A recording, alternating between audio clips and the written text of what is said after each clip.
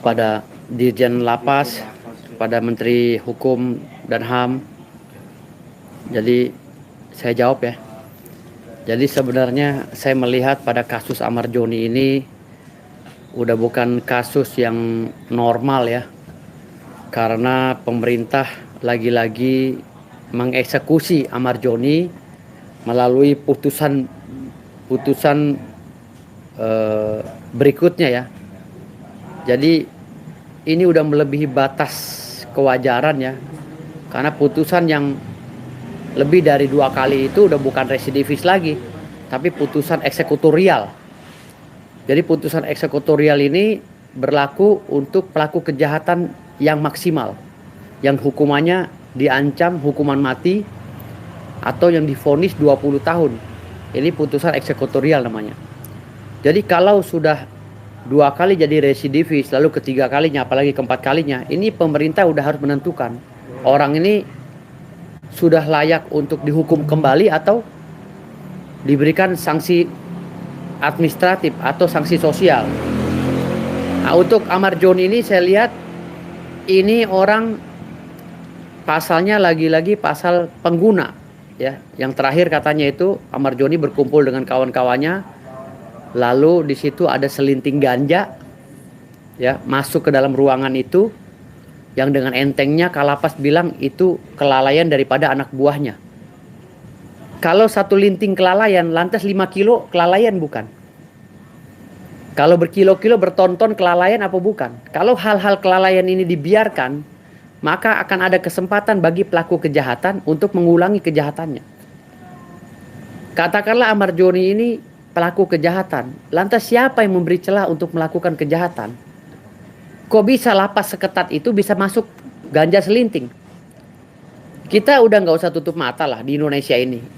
Kenapa saya selalu nyindir-nyindir masalah hukum ya kan? Pak Prabowo selalu saya sindir, Pak, hukumnya ini udah lecet kita. Pak Prabowo itu segitu banyaknya euforia ya dalam berbangga hati karena membanggakan kabinetnya. Tapi saya belum pernah melihat kabinet Pak Prabowo itu serius untuk menegakkan hukum, itu aja. Tapi untuk membuat program, saya lihat Pak Prabowo banyak sekali, program-programnya banyak, ya kan. Tetapi untuk menegakkan hukum nggak ada keseriusan. Bayangkan ya, ini sebagian kecil, ya, pengakuan dari seorang karyawan atau pejabat Menteri Hukum ya, Kementerian Hukum dan HAM, yang mengatakan bahwa mungkin ganja itu masuk karena kelalaian anak buah saya. Kok bisa masuk gitu loh? Lantas di dalam itu berarti banyak sekali kegiatan transaksional terkait dengan narkotika, nafsa ya. Gitu. Yang kita tidak ketahui karena itu tertutup sekali. Nah, kasus Ahmad Joni ini membuka tabir bagaimana buruknya ya penanganan narapidana di dalam di dalam lembaga pemasyarakatan. Nah, buruknya ini harus diperbaiki, bukan kita menyalahkan anak bangsa ya seperti Ahmad Joni yang menggunakan nafsa itu tadi ya. Lalu kita hukum, itu bukan solusi, tapi perbaiki mekanismenya. Itu. Makanya saya bilang tadi di sini, kalau sudah berkali-kali Ahmad Joni ini disidang lagi, diputus lagi, disidang, diputus lagi, negara ini jolim. Negara telah melakukan kriminalisasi terhadap anak bangsa. Apalagi Ahmad Joni ini telah menyumbangkan 1 medali emas waktu saat Pak Prabowo menjadi Ketua Dewan Pembina Pencaksilat Indonesia. Ini jasanya Ahmad Joni mengharumkan bangsa juga harus dilihat di sini. Jangan melulu dilihat dari kegiatan dia saat ini karena dia mungkin frustasi, istrinya udah dinikah lagi sama orang ya kan, anak-anaknya udah tercerai-berai. Gitu loh, rumah tangganya pun udah nggak diselamatkan, dia akhirnya frustasi lari lagi ke narkoba. Andaikan saja lapas itu tidak memberi ruang untuk peredaran narkotika, ya mungkin Ahmad Joni lain juga tidak akan terpengaruh, gitu loh. Pasti mereka akan nggak secara sistem kalau barangnya nggak ada juga mereka nggak akan menjadi pengguna. Tapi hari ini isu yang beredar udah banyak banget investigasi yang dilakukan oleh media, wartawan apa segala ya tentang kebobrokan lapas ya, kamar disewakan, fasilitas laptop, fasilitas TV, ya kan? Fasilitas narkoba dan lain-lainnya. Jadi orang datang ke lapas itu bukannya mau dibina tapi tambah hancur. Makanya orang masuk ke lapas itu bukannya dibina malah tambah hancur. Gitu loh. Katanya lembaga pemasyarakatan Indonesia. Ya. Tetapi orang yang masuk ke situ tambah pinter. Yang dulu orang misalnya nipu. Ya kan, jadi penipu masuk 378 kena 34 tahun. Masuk ke lapas. Di dalam situ dia tidak dipisah sama orang yang bisa bikin bom, orang yang bisa congkel rumah, orang yang bisa ini. Jadi dia tuh masuk ke situ tadinya cuma bisa nipu, akhirnya sekarang multifungsi. Keluar dari lapas bukannya dibina jadi bagus, malah bisa nyongkel mobil, bisa tahu cara ngembat bongkar rumah orang dan lain-lain. Karena itu lingkungannya yang tidak disteril oleh kalapas. Itu yang saya bilang tadi, selalu saya bilang benahi hukumnya. Gitu loh. Jangan Ahmad Joni yang jadi kambing hitam. Ahmad Joni ini 0,0000001% daripada anak bangsa yang menjadi korban kriminalisasi. Gitu. Dan ini harus menjadi evaluasi khususnya di tubuh Kementerian Hukum dan HAM. Jadi Pak Yusril ini pakar hukum, profesor, tapi kerjanya mana? Nggak ada. Nyalinya nggak ada Pak Yusril ini. Harus diganti Pak Yusril. Ya, nyalinya sama sekali nggak ada. Menteri Hukumnya juga sama, nggak ada nyalinya. Menteri HAM-nya juga sama itu, Natalius Pigai, hanya bisa koar-koar aja. Mana ada ini? Menterinya Pak Prabowo tuh yang jadi andalan sekarang ini kan cuma Purbaya aja. Yang lain-lainnya mana? Nyalinya nggak ada, 0%. Nggak punya nyali semua. Gitu loh. Pak Prabowo singa, tapi sayang dikelilingi oleh kambing gitu loh. Andai kan Pak Prabowo dikelilingi singa juga, selesai negara. Sayangnya yang ngelilingi Pak Prabowo ini kambing sama kucing. Hanya suaranya aja berisik, tapi nggak ada gaungnya gitu. Makanya saya bilang, benahi hukumnya. Pak Prabowo harus segera mengevaluasi ini dan memperbaiki ini. Karena kalau ini tidak diperbaiki, ya negara ini coret marut, bos. Jadi negara ini rakyatnya hanya nonton dongengnya aja kok tiap hari. Hidup, ini ketangkep. Sekian triliun ditahan di kejaksaan, hore. Habis itu udah mendem lagi. Duitnya kemana? Nggak tahu. Duitnya buat apa? Nggak tahu rakyat. Gitu. Kita hargai kerjanya Kejaksaan Agung, bagus. Kepala Kejaksaan bagus. Tetapi yang lebih parah lagi di bidang hukumnya Mahkamah Agung. Jaksa udah capek-capek nangkep, ya kan, si pelaku koruptor 1, sekian triliun atau 16 triliun atau 17 triliun, tapi hakimnya memutus perkaranya itu dengan seringan-ringannya dengan alasan apa? Karena si maling ini berbuat baik di dalam persidangan. Kan gila. Alasannya nggak normatif. Hanya karena dia berbuat baik di persidangan dikurangin masa tahannya. Gitu loh. Padahal itu ancaman hukumannya hukuman mati harusnya. Jadi percuma Pak Prabowo ini nangkap-nangkapin koruptor, tapi hakim-hakimnya masih banyak yang maling. Gitu. Kenapa saya selalu keras kritik Pak Prabowo? Karena waktu beliau tinggal sedikit lagi, 4 tahun lagi. Kalau dia kepilih lagi, kalau dia nggak kepilih, kita mumpung di presidennya oleh macan ini. Pak Prabowo ini macan. Tapi macan ini jangan sampai salah pilih teman. Kalau dia milih kambing, jadilah kambing dia. Gitu. Pak Prabowo ini macan kita, Pak, macan kebanggaan kita. Jangan sampai dia salah teman, gitu aja. Karena kalau macan disuruh main sama kucing, jadi kucing dia. Pak Prabowo ini harus dikelilingi oleh macan-macan. Nah, ada Pak Purbaya, ada Kepala Kejaksaan Agung, itu macan itu. Udah mulai berani nangkapin ini, udah mulai berani ini. Itu macan. 2 macan Pak Prabowo aja yang mendampingi Pak Prabowo udah kelihatan tariknya. Bagaimana kalau sebuah menteri diganti oleh Pak Prabowo dengan macan-macan? Indonesia gemah ripa loh jinawi. Gitu loh. Cari orang itu yang benar-benar jihad fisabilillah, yang berani mati untuk negara. Melawan mafia dan koruptor. Jangan cari hanya engge Pak, maaf kula nuwun Pak, maaf ya Pak. Itu udah gak zaman. Itu udah gak zaman bagi maling-maling itu. Tuh. Sekarang saatnya merubah bangsa ini menjadi lebih baik lagi. Ya, hari ini saya bukan berkapasitas sebagai pengacaranya Ahmad Soni, tapi saya ya Ketua Umum Satgas Anti Narkoba Nasional ya dan pemilik Panti Rehabilitas Narkoba Yayasan Mutiara Tawan Firdaus.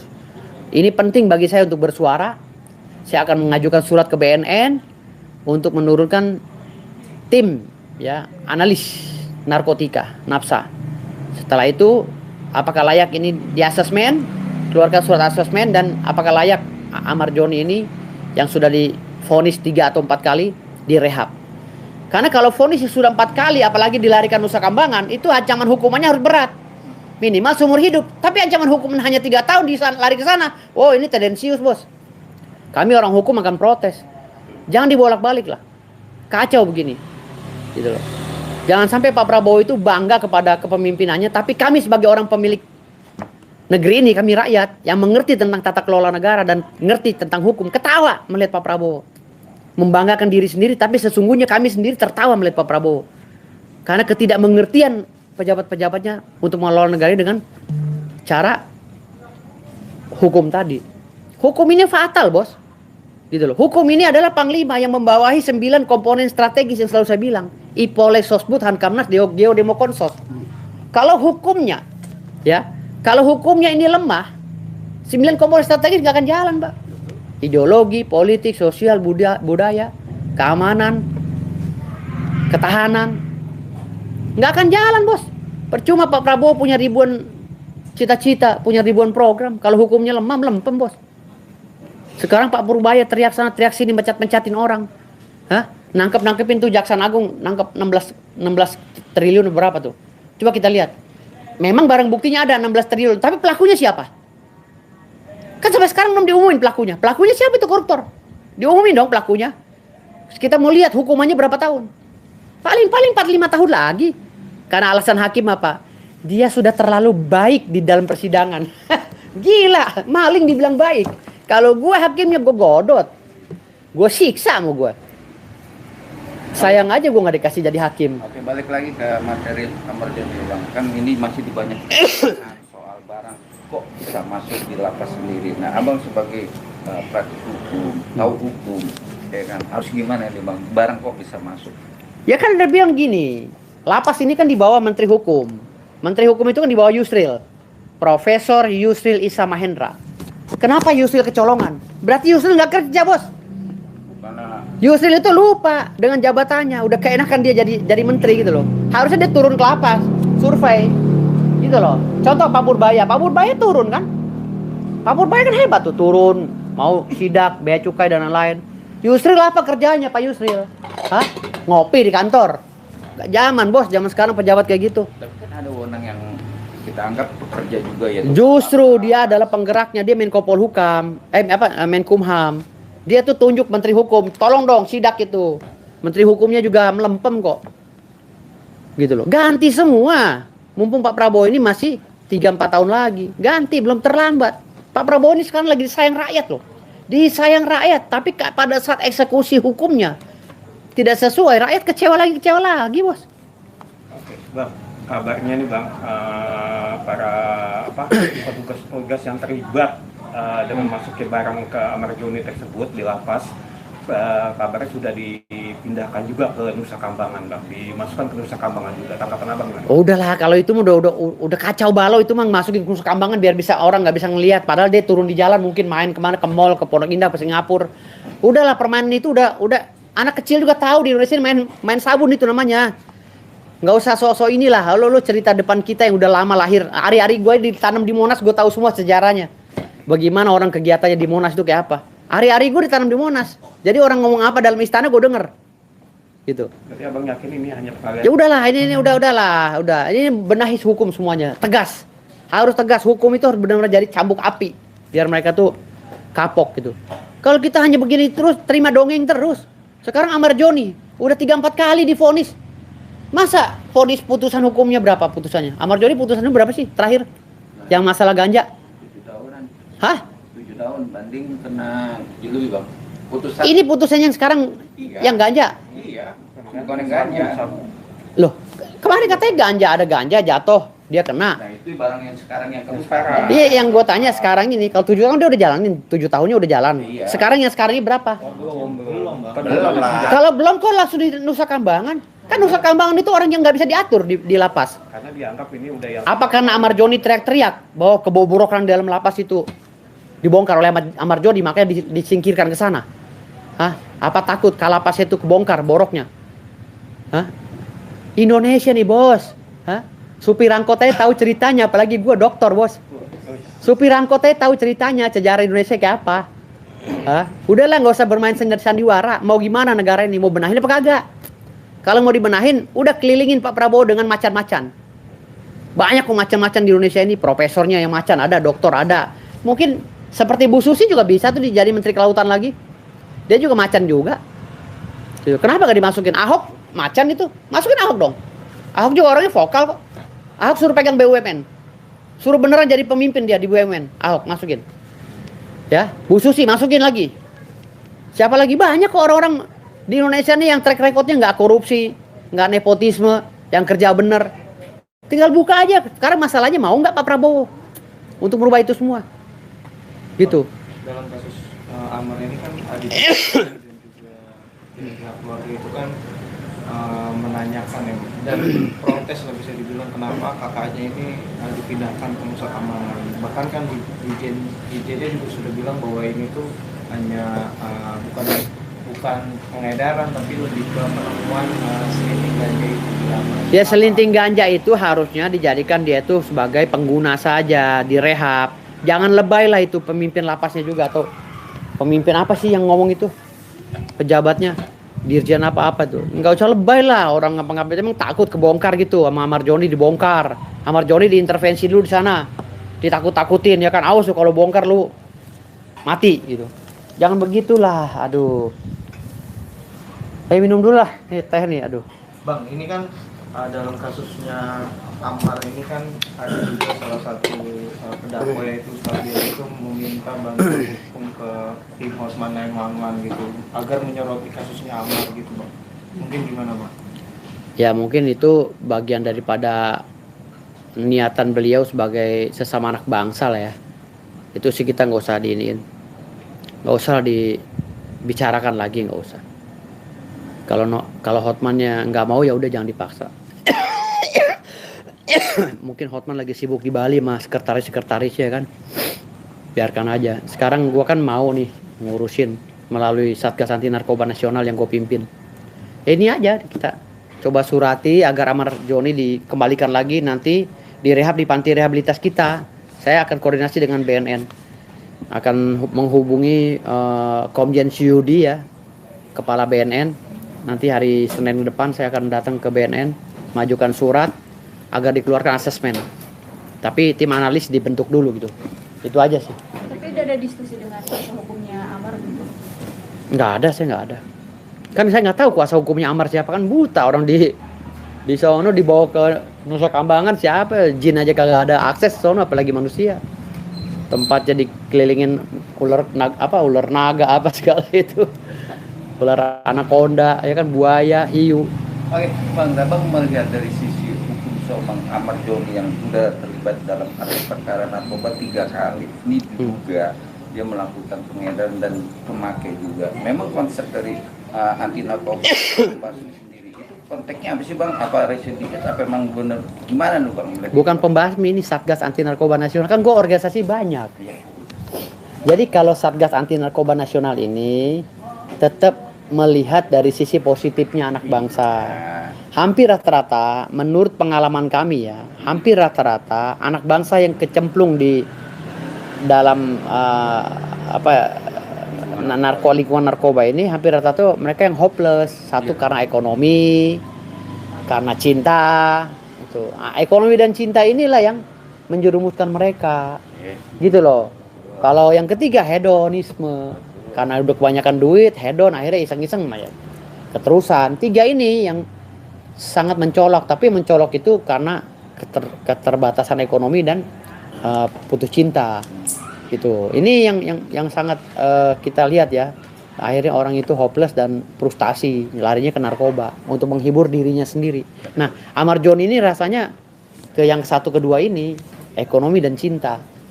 Gitu. Makanya dia udahlah daripada gue hidup sia-sia, bini gue udah dibawa orang kan gitu, gue mendingan begini gitu. Tapi kita juga tidak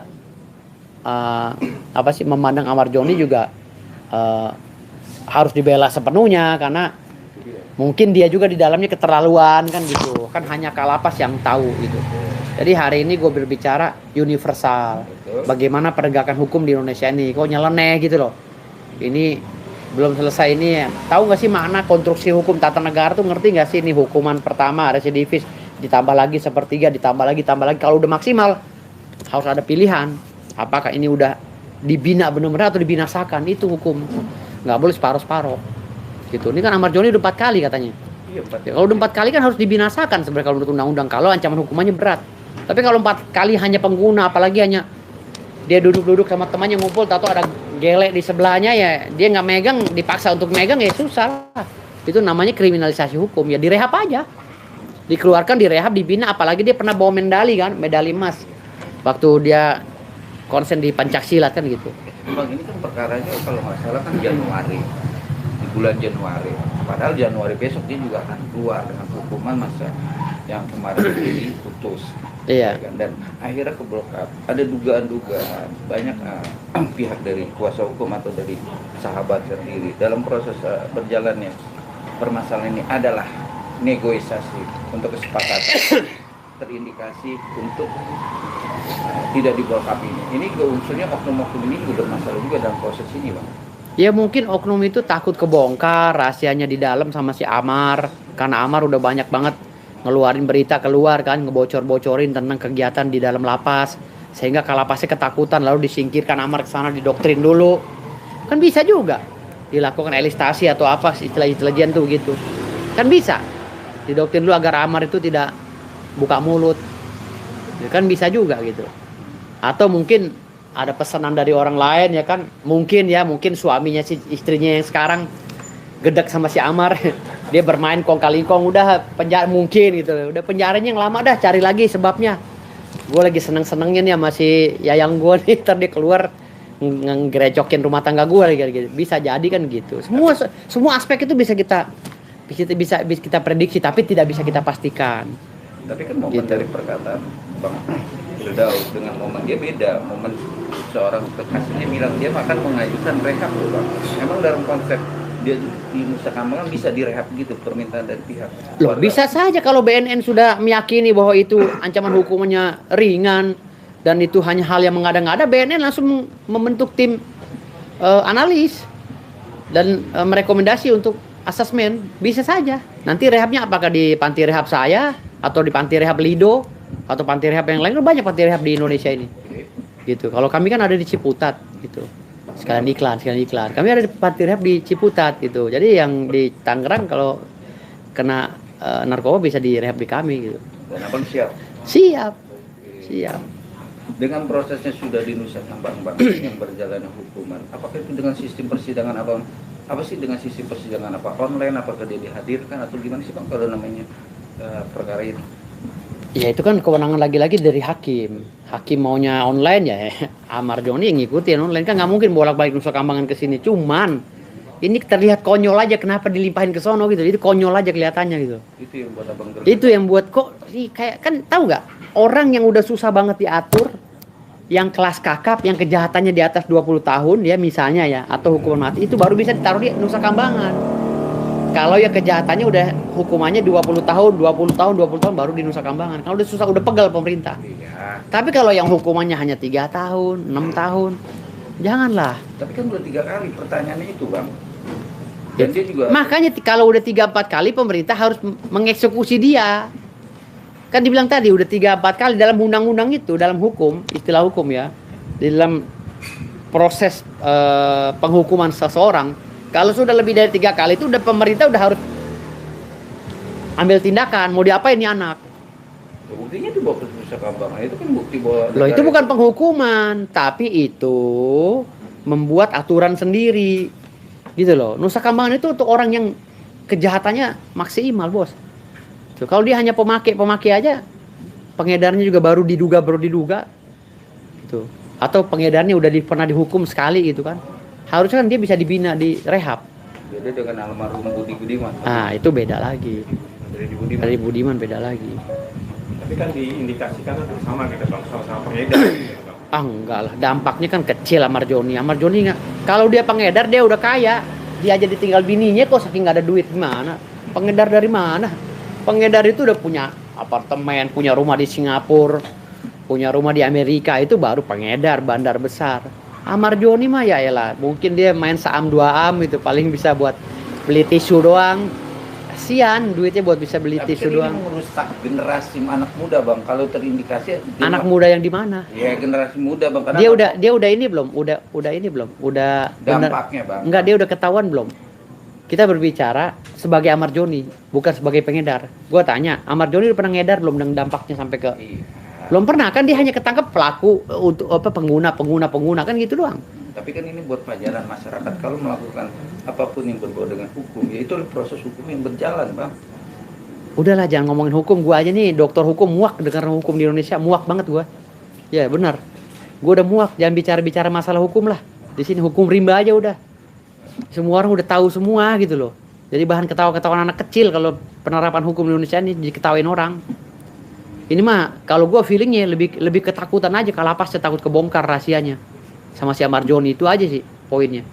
Itu aja poinnya. Tanya aja Kalapas ya, lu cecer aja Kalapas ya. Lebih takut ketahuan aja gitu. Karena kan banyak tuh di YouTube itu lapas-lapas yang ada fasilitas mewah apa segala itu, yang ada narkobanya. Berapa kali sih penemuan narkoba di lapas, tetap aja kejadian lagi gitu. Makanya ya udahlah, tontonin aja lah. Selama ini sejarah hukumnya seperti ini ya tontonin aja. Sayang banget. Poinnya adalah Kalapasnya takut dibocorin sama Amar Joni kayaknya. Yang kedua, Pak Prabowo harus dikelilingi oleh singa-singa, jangan sama kucing. Karena banyak Pak Prabowo dia temenin sama kucing, gue lihat. Rata-rata kucing hanya berani ngeong doang, nggak berani ngerekam. Oke? Cuk. Ya. Terima kasih bang. Ya, ya. Gimana?